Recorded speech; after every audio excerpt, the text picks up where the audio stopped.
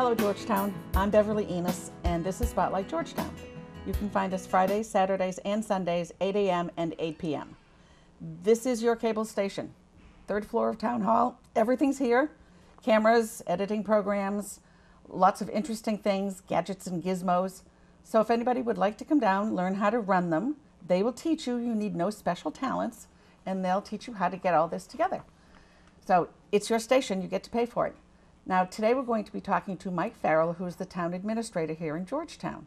And usually we get to see Mike at town meetings or behind the desk downstairs. That's right. So try to keep a low profile. You do. It took a while to get you on the show. 3 years. Now, where are you actually from? You don't live in town. I live in Methuen with my wife. I've lived in Methuen now for about, well, I say I sleep in Methuen because I spend most of my time here. Yeah. And then weekends are either up in New Hampshire, where I have lived for 31 years prior to that. I'm originally from eastern Pennsylvania. Okay. So you moved around a little bit. A little bit. You've been here for 3 years. Yes, since July of '09. Why Georgetown? Well, I've been in municipal management since 1990. I was in the trenches for about 18 years. Now what's in the trenches? Working behind the desk in the town hall as a town manager, city manager, town administrator in various communities, mostly in New Hampshire. And all of a sudden I just needed a change. So I had an opportunity to go back to school full time. Wow. And that was in '04. I'm a perpetual student, but opportunity of a lifetime presented itself. I got accepted at the Harvard Kennedy School, and so I resigned my position in Hooksett, New Hampshire, and went back to school full time. Wow. And got my. That's a life change. It was a life-altering experience in more ways than one, but. I completed my degree requirements, and instead of, quote, going back in the trenches, I worked as a municipal consultant. I was doing that for 5 years, mostly in New England. One particular memorable job down at Villanova University, but so I was doing that for 5 years, and the economy, as you know, back in '09, '08, began to tank, and the consulting business was drying up. Towns couldn't afford to pay their regular employees, let alone hire a consultant. So I saw an ad in the paper for an interim town administrator for Georgetown. Now, to be honest with you, having lived mostly in New Hampshire and just recently to Massachusetts, I had to Google Georgetown. I didn't know where Georgetown was. We're not that small, are we? Well, no, you're not. We're not. But to my surprise, when I looked on Google Map, Town Hall was 12.5 miles from my house. Yeah. So I said, well, this would be the shortest commute I'll ever have. I have had to that point, definitely. So I applied. The selectmen hired me for 6 months. That was the deal. They were hoping to do a form of government study during that 6 months. We really never got it off the ground. So they said, well, will you stay for another 6 months? I said, okay. And we got the committee going, but it never really gained a lot of traction. So they said, what the heck, would you like to stay here permanently? Well, they offered me a 3-year contract, and I accepted. So that's how I got to Georgetown. Now, at that time, we had just gone from 3 selectmen to 5. So there was a lot of shuffling around. People not quite sure of whose realm was here and whose job was there. Mm-hmm. So it probably was very interesting to walk in from outside seeing something like this. Well, yes. I've worked for various size boards 3 selectmen, 5 selectmen, 9 counselors. I've had a lot of different variety. But what was appealing to me with Georgetown and making the change, of the 5 selectmen that were sitting at the time, they had a sum total of 3 years municipal experience. Right, right. And I had They were 20 all years. newbies. Yeah, and I had 20 and the gray hair. So To go with it. yeah, so they said, okay, Mike, we need your help. And it's been a great experience. The board members, in my opinion, they're all there for the right reason. They're there to serve the town. They don't have personal agendas. Like I've been in communities where, at least 1 or 2 of them, a selectman will be there just to get somebody, or they have a specialty that they want to fix. But the 5, well, there's been 6 selectmen that I've worked with in the last 3 years, and they've been the best board I ever worked with. Yeah, we do. We've really had a lot of luck since we went to the 5. We had luck before that too. Mm-hmm. But I think with the 5-man board, a lot of us that have lived here for a long time were really a bit wary of it. But it spreads the workload out. It does. Amongst all the 5 people, which means no one is under such a crunch that they don't do their position well and take care of it and interact with you. You're right. Now, you have a lot of hats. I sure do. To go over the nice-looking gray hair, you have a lot of hats. So, which one do you want to start with? Well, my main title is town administrator, and although it's a lot of responsibility, I basically have 0 authority. People will be surprised to hear that. I have 1 direct report, Janet Pantano. All the other department heads report directly to the selectmen or to the various boards and committees. We have 9 separate hiring authorities in town. Right. So that makes it it's extremely decentralized, where I really get to interact and have some authority is the fact that I'm also the acting finance director. Right. And I'm the chief budget officer. So I work as that's too. The finance director usually handles HR or somebody in the finance department. Okay. But that would free me up to do So other things. You're also the HR director. I am. And what actually do you do within that position? Well, all hiring comes through the town administrator's office. If somebody wants, which we don't. Now, that being said, we don't do very much hiring in this town. No towns do. Is this things like hiring a clerk for a board or committee? Yes. Okay. I assist them. Some boards and committees want to do it all themselves, but my job is to make sure they do it correctly and we don't get sued. That's actually half of my job as town administrator is keeping the town out of trouble. Okay. Sometimes, I feel like I'm half lawyer. It's a little bit of a quagmire sometimes where you're walking very carefully. But you, especially with in employment, disciplining and hiring and terminating, which we do very little of. But towns can get themselves in a lot of trouble, and you can get lawsuits. It's a very litigious society, and yeah. Most of town hall though seems to work really well together. We've had pretty much the same staff for a while.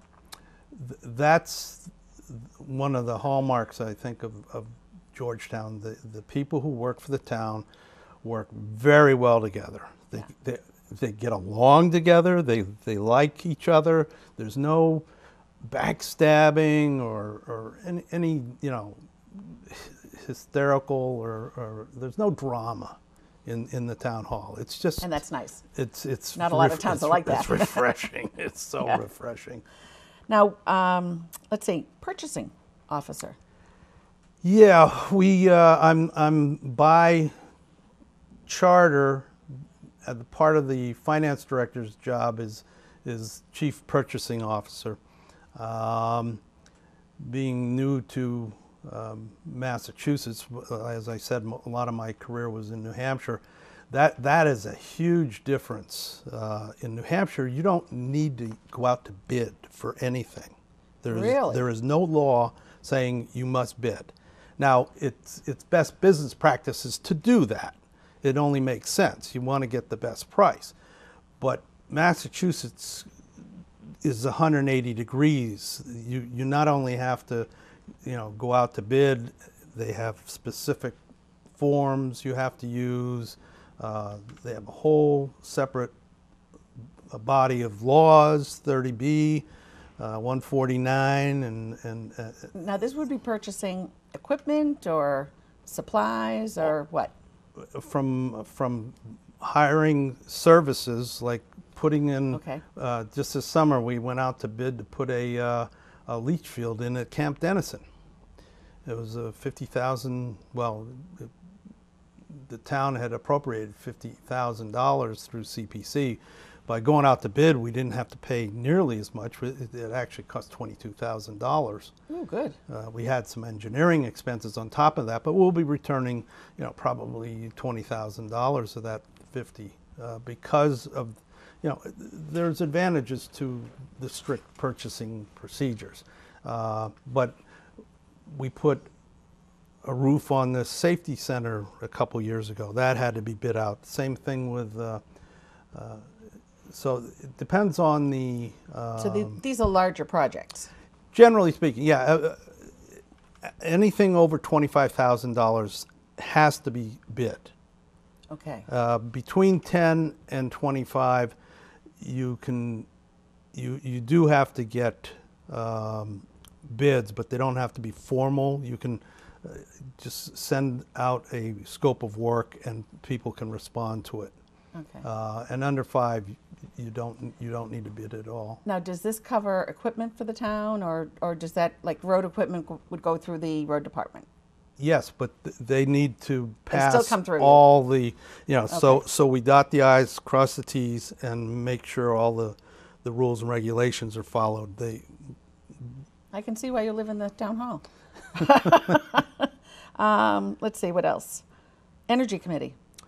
Lots of different things. Well, the Energy Committee, by virtue of my office, I was a member of the Energy Committee, and they had been working for years trying to get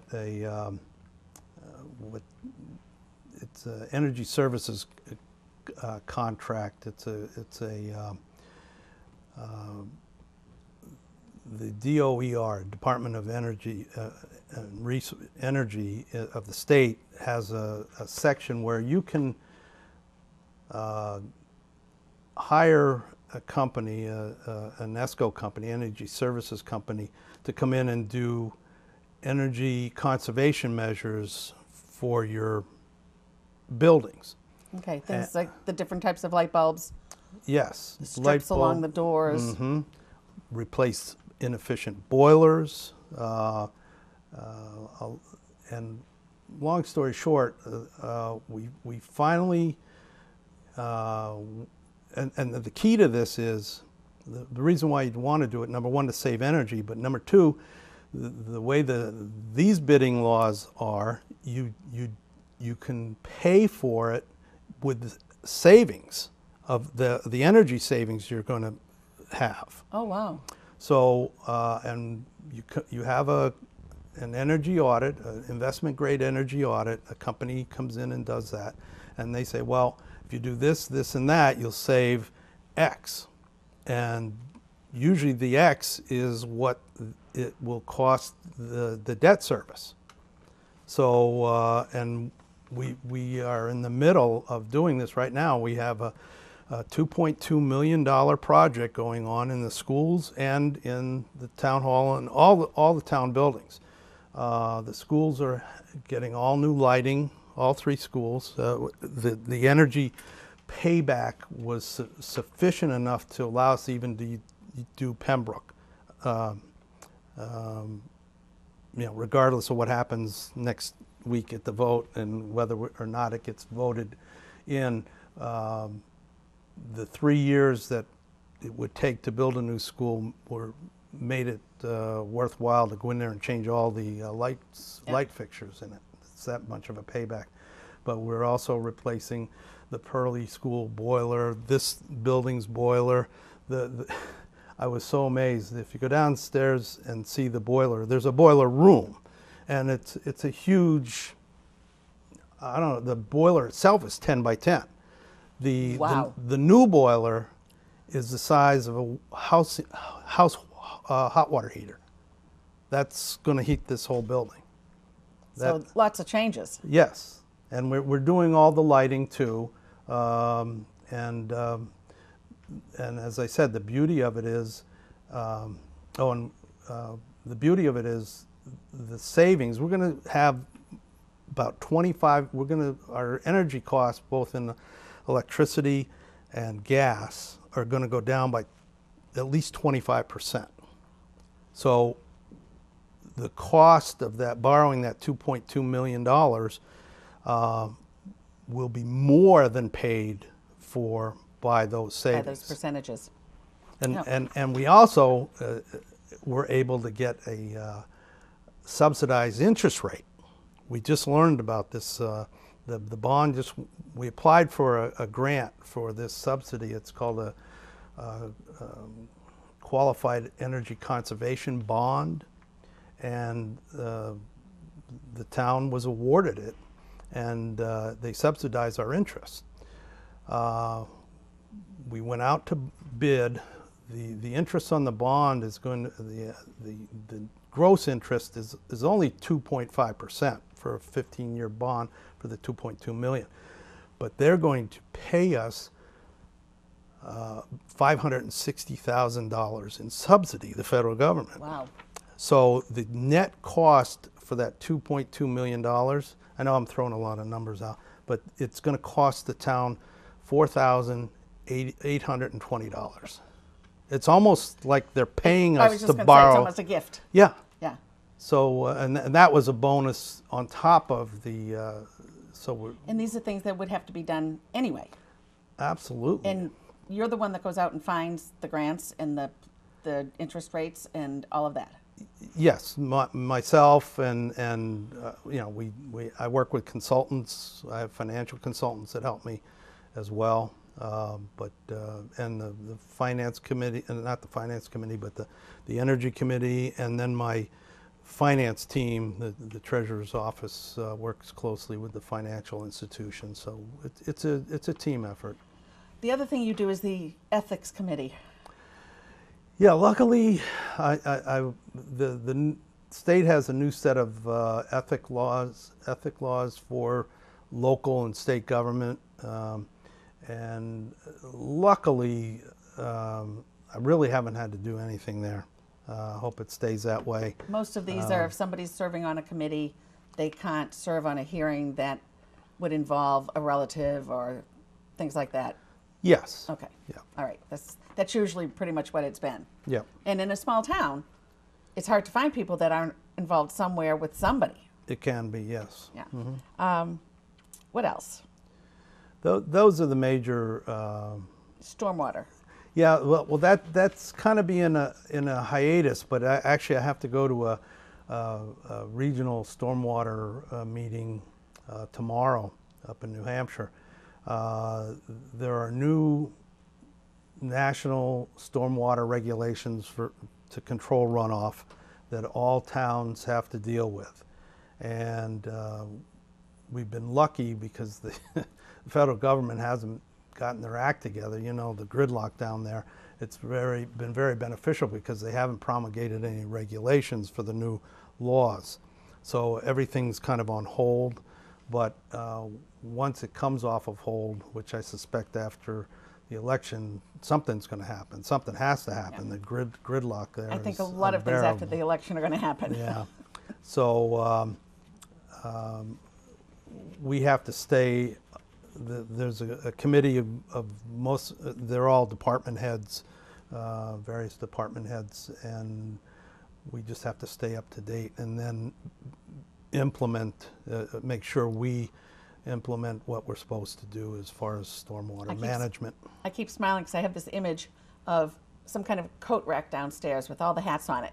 And it's, okay, which hat am I going to pick up for this hour? And which hat am I going to pick up for that hour?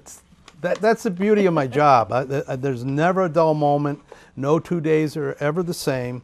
And even when I'll have a calendar for the day, and I walk in the door and it's out the window, usually within the first 15 minutes. So, and that's what I love about municipal management.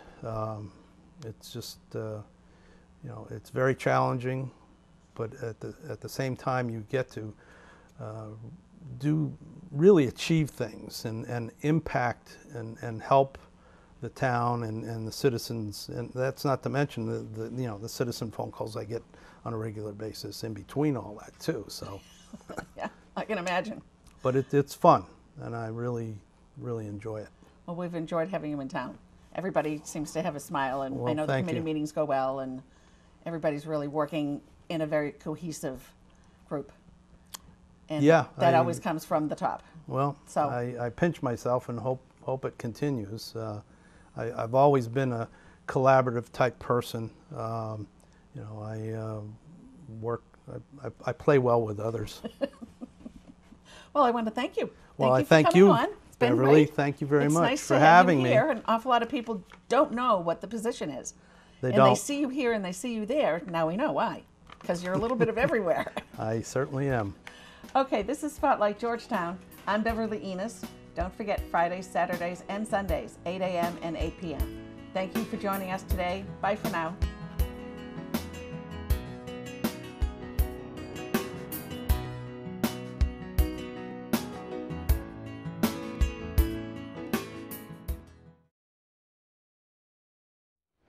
Many foods contain a lot more salt than you think. Too much salt can lead to high blood pressure, heart attack, and stroke. Compare labels. Choose less sodium.